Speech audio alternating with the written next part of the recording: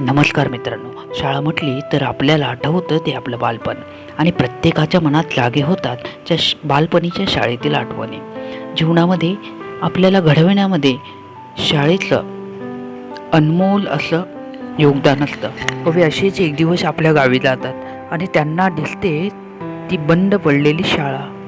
भग्नावस्थेत तुडकी मुडकी असलेली ती शाळेची इमारत आणि या शाळेकडे बघून कवीला काय वाटतं ते त्यांनी आपल्या शब्दात मांडण्याचा प्रयत्न केला आहे.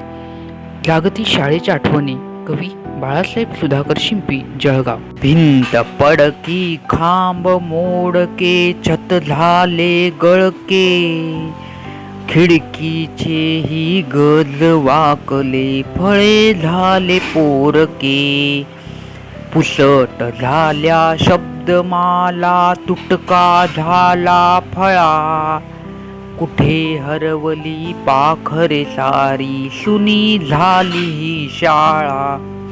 सूर कवितेचा मंद जाहला, गाणे झाले अबोल, बंद झाले पाढ्यांचे परोचे, विरळ झाली ही बाग.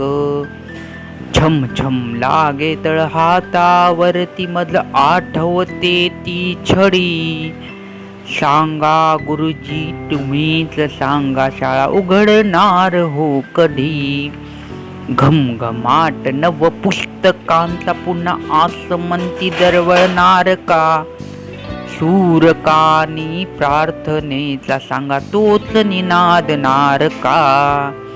नवीन गणवेश नवीन पाटी, गीत उमटेल का जुने ओठी, आतुरले मन हे आमचे होतील का, गत मित्रांच्या भेटी.